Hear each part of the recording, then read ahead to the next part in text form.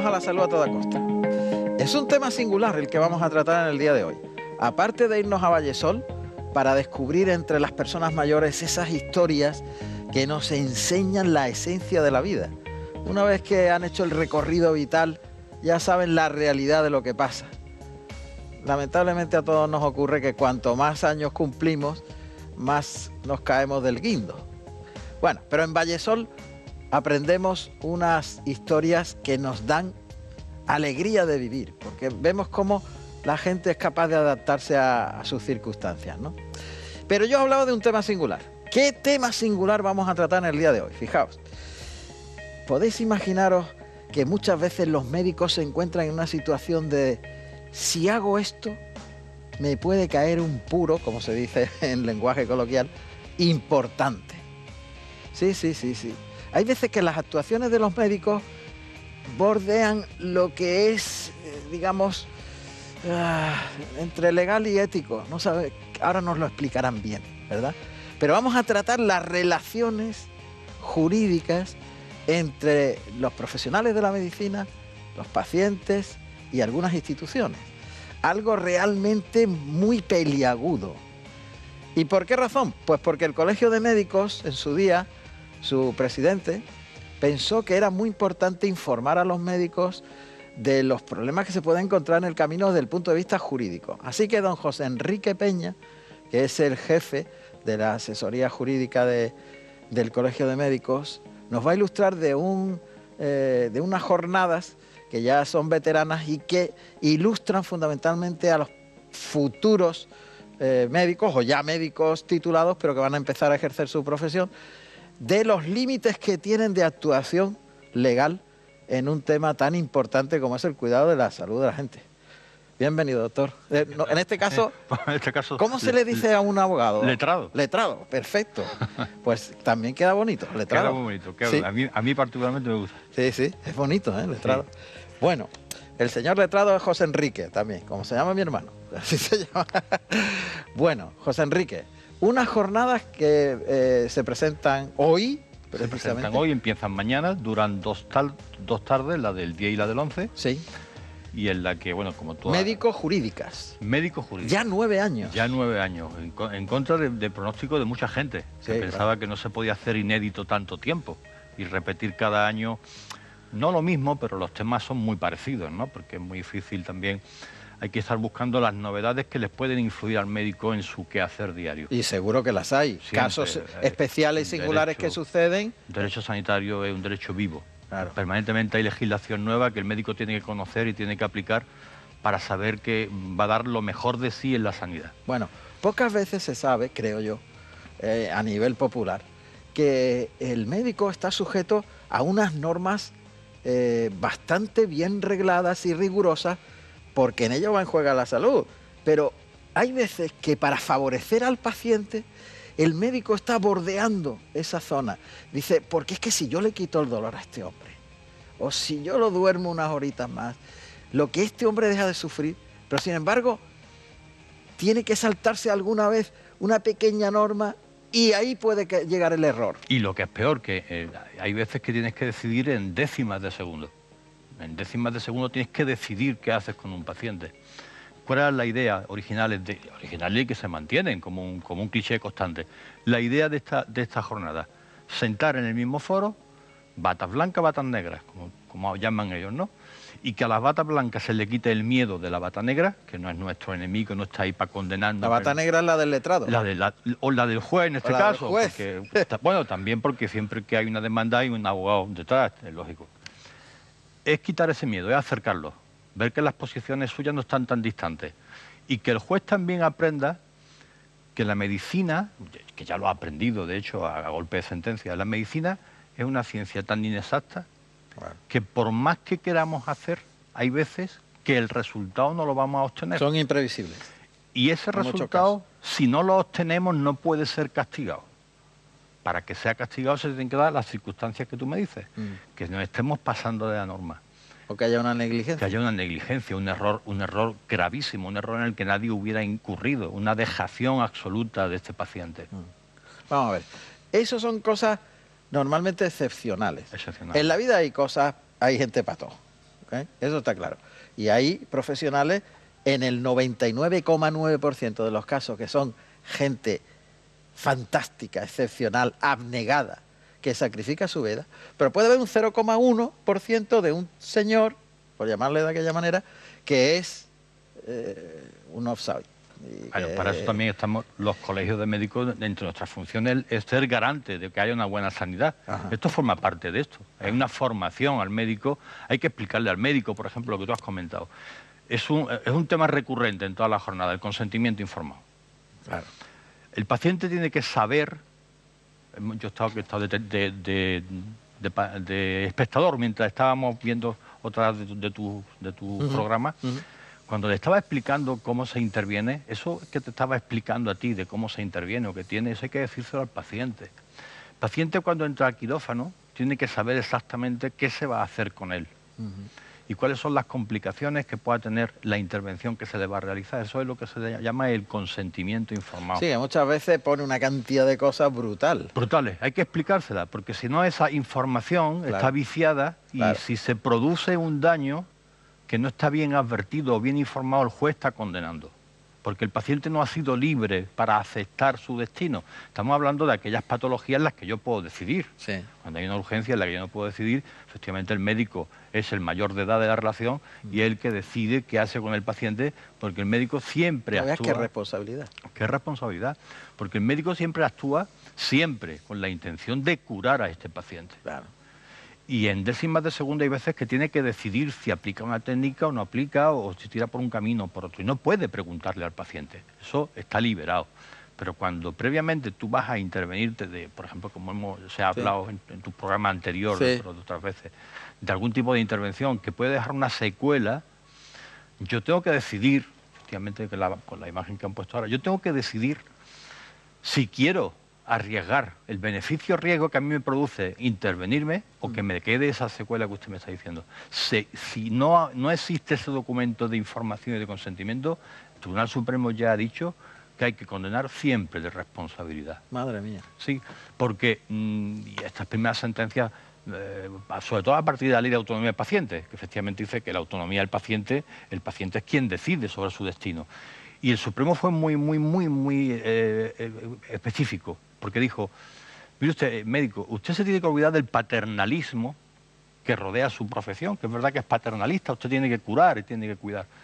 Se tiene que olvidar de ese paternalismo y olvidarse de las épocas de lo que se denominaba el despotismo ilustrado de la medicina. Todo para el paciente, pero sin el paciente. Ahora ya no, eso hay que enseñárselo aquí a la gente, sobre todo al nuevo que sale, porque el que ya está trabajando sabe que el consentimiento informado es del caballo de batalla y que no se pueden hacer intervenciones quirúrgicas sin la autorización del paciente.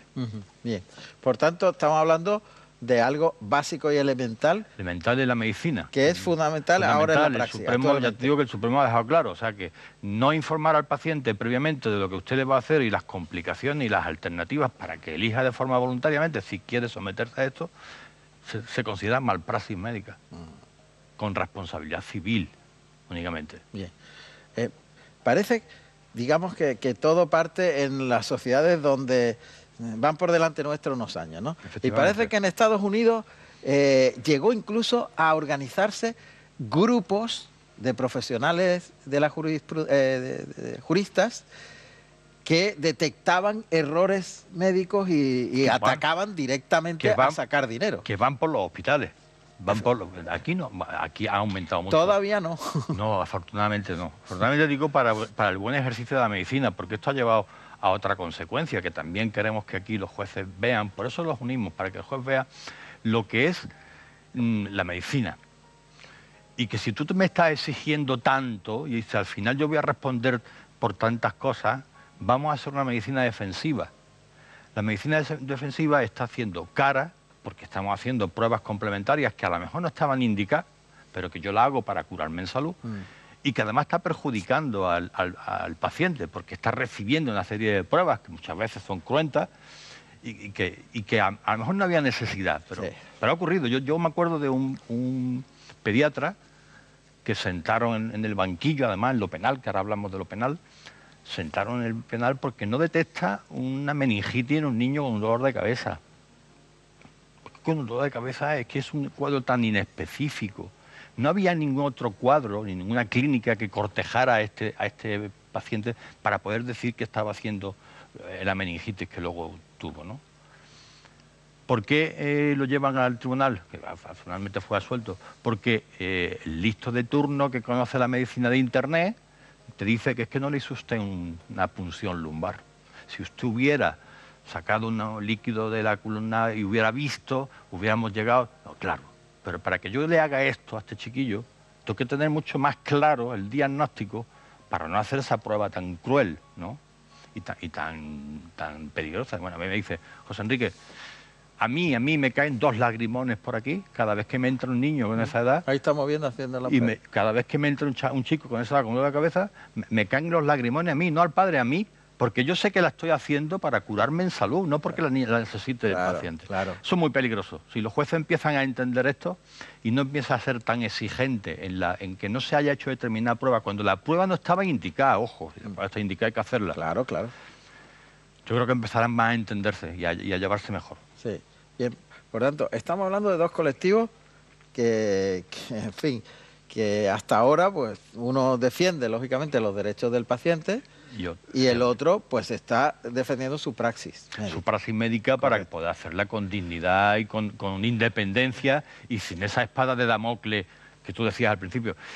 Y si yo me equivoco aquí, ¿qué pasa? Claro. Pues no me equivoco. Un TAR, resonancia, haga usted la batería completa. Absolutamente. Es mucho más caro para el erario público, es tremendo. Más caro y luego pero, más grave para el paciente. Pero cuando lo hace el médico es porque ya han pegado algunos palos tremendos. Claro. Hay médicos, bueno, hay médicos de todo. Hay médicos todos son íntegros, pero con una integridad absoluta, que tienen un convencimiento absoluto de su praxis médica y dice, yo no voy a hacer una prueba que yo considere inocua o estéril, que a mí no me va a dar ningún dato más. Hay una clínica evidente o hay una clínica manifiesta y a mí los años de experiencia me dicen si este señor está haciendo o no un infarto ahora mismo. Que luego nos podemos equivocar, sí. ¿Por qué? Porque la ciencia médica, volvemos ahora mismo, no es exacta. Lo decía Marañón, es que no hay enfermedad, hay enfermos. Claro. Y que cada enfermo no reacciona igual, ni a los mismos tratamientos ni a los mismos síntomas. Luego hay que estar al estudio concreto de ese señor. Luego a toro pasado muy fácil. A toro pasado muy fácil decir, claro, a este señor lo que le pasaba era, y no lo vimos. Bien, pues por eso, y ahora hablamos de lo penal, que esto lo dividimos en 3 bloques. Hacemos un bloque civil, que viene un magistrado de lo civil, para explicarnos las responsabilidades civiles en las que se puedan incurrir. Son todas económicas, se preocupan menos porque tu profesionalidad queda también mermada. Dañada, ¿no? sí. Pero preocupan menos porque tenemos una aseguradora detrás. Siempre hay una aseguradora detrás que si al final hay que indemnizar porque hay algún tipo de responsabilidad por el daño que se haya producido y que no tenga el deber jurídico soportar el paciente porque no proceda de su propia patología o de una evolución tórpida de su patología, que eso yo no lo puedo evitar. Cuando hay que pagar en civil se paga. La que más miedo nos da la penal, porque cuando nos dicen que hay una negligencia, una imprudencia penal o un error grave de diagnóstico, las consecuencias para el doctor son privativas de libertad e inhabilitación para el ejercicio de la medicina. Ahí ya las compañías no pueden hacer nada, porque no puedo ir a la cárcel por ti, ni te puedo alimentar mientras tú no estés inhabilitado para el ejercicio de la práctica de la medicina. Ese es el grupo que más nos afecta, pero también nos estamos acercando. El Supremo ya ha establecido también con claridad, a base de todos estos congresos y de sentencias, que solamente el error diagnóstico grave, o sea, y define como grave aquel que hubiera visto cualquier médico con su misma cultura científica y él no lo vio. O una dejación de decir, no tiene nada, vete a tu casa de un alta y si te pones peor viene y ya no vuelve. Esas dejaciones son las que se condenan, son las que son punibles. El resto de la práctica médica tenemos la mejor medicina de España. Sin duda. Sin ninguna duda. Sin duda. Entonces, no tiene ninguna lógica pensar por qué hay un incremento de demandas ahora en los últimos 10 años. ¿Qué ha pasado? ¿Que en los 10 últimos años hay peor medicina que hace 10 años? No, todo lo contrario. Los médicos salen cada vez más preparados, cada vez son más listos, cada vez se entregan más. Lo que pasa es que también la sociedad se ha vuelto más beligerante. Y más exigente. Y más exigente. Y hay una cosa, José Enrique. El problema también son los altavoces, quiero decir. Hay miles, millones de intervenciones Efectivamente. donde hay una cercanía tan buena del profesional. Y yo que llevo 22 años en relación directa aquí, temporada a temporada con los médicos, observo la calidad humana del Sin ninguna 99,9%, duda. que está por encima de todo, esa calidad humana, ¿eh? Luego hay otro que, en fin, como en todo en la vida, Como en todas el partes. que se siente más por encima del bien y del mal. Pero Correcto. eso pasa en todas las profesiones. Lo que quiero decir que hay millones de intervenciones, pero pasa como los aviones, millones de vuelos. Se cae uno y tiene una repercusión brutal Efectivamente, socialmente. y en prensa, claro. Claro, y entonces el altavoz magnifica muchísimo el Muchísimo, asunto. muchísimo, es lo que tú Y dices. pagan el pato el 99% de las Que personas. están entregados a su oficio, que están entregados a sus pacientes y que trabajan magníficamente. Y luego sale a prensa el fracaso tremendo. Pero es que tú vas a cualquier hospital medio de aquí de Málaga, hay 1 millón de actos diarios. 1 millón de actos médicos diarios y de pruebas hechas. Y en 1 millón de actos de pruebas, el porcentaje nuestro de asesoría jurídica este año que ha habido 103 demandas, 150 demandas, es que no es ni, ¿qué es eso? No es mucho. Al que le toca la demanda, al médico que le toca sufrir una demanda y Claro. un banquillo y la familia mirándolo de reojo porque considera, y está en su derecho en considerar que algo ha ocurrido y que yo creo que incluso para ellos puede ser incluso bueno someterlo a un proceso judicial para que sea un juez quien les diga, pues no señores, que no estaba esto mal hecho, que estaba bien. Y ahí pasa porque hoy todavía, por raro que nos parezca, en una apendicitis, en una intervención de apendicitis, pues falla la anestesia o falla algo y fallece un paciente. Puede ocurrir, pese a lo bien que estaba todo hecho. De hecho, hay un porcentaje, porcentaje que es absolutamente imprevisible. Imprevisible. Que es la propia reacción del organismo de esa individualidad. Efectivamente. Y la evolución propia de la naturaleza de ese paciente ha sido no reaccionar bien a ese tratamiento, pese a que está bien hecho. Luego están los técnicos que vienen, porque en un procedimiento de este tipo hay varias periciales y una clínica forense que actúan y hacen su informe y dicen, oye, no, que este señor aplicó todos los protocolos, la técnica es correcta, la intervención fue adecuada, los tiempos fueron correctos, el postoperatorio genial, el preoperatorio estaba magnífico, pero pues no sabemos qué ha pasado. No sabemos qué ha pasado. Y eso no puede ser sancionable, porque entonces el médico es que tiene que dejar de trabajar. Tiene que tener la tranquilidad de saber que la judicatura ha llegado ya a un nivel que ha entendido la grandeza de la medicina. La grandeza y la miseria al mismo tiempo de la medicina. Y yo creo que estamos en esa línea. Y con esta jornada, de la que yo soy el director, ya te digo, Juan fue el precursor, me siento muy orgulloso porque seguimos 9 años seguidos llenando el salón.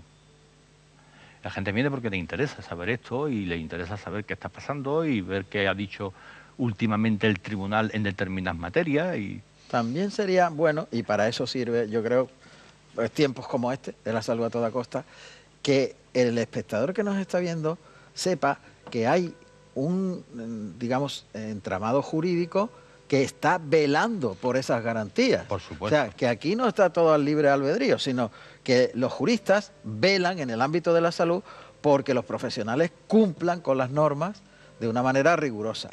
Insisto, que ese cumplimiento riguroso muchas veces lleva a que haya, pues, una preocupación especial por hacer cosas que a lo mejor pues sobrarían, caso de pruebas diagnósticas, o hacer cosas o no hacer cosas que podrían aliviar a determinados pacientes. Eso es así. No se fía un médico a lo mejor a la hora de aliviar tramos finales de las personas que están en estado terminal, más bueno, que sufran menos. Eso es otro problema también jurídico Y sanitario muy importante. Muy importante, José Enrique, porque es las personas tienen que saber que cuando están en un determinado nivel, a lo mejor el médico no le permiten al médico poner todos los recursos que podrían para que se sufra menos. De hecho, no sé si se me entiende, sí, pero... Sí, perfectamente. Y además, de hecho, nosotros también introducimos temas de esto en nuestras jornadas, porque efectivamente... Y Andalucía, tenemos la suerte de ser pioneros en esto, porque el testamento vital, que habla de esto, la primera comunidad autónoma que lo impuso fue Andalucía. Tú tienes que ¿sigo? No, sí, es que estaba... Sí, adelante. Tú tienes que tener en cuenta que efectivamente cuando una persona es terminal y tiene un sufrimiento, lo que la ley prohíbe, al médico es el ensañamiento terapéutico. Claro, pero es que nosotros discutimos para que quitaran la frase hasta de la ley, porque es que ningún médico se ensaña con sus pacientes, Es que, por Dios. la frase es hiriente. Es hiriente.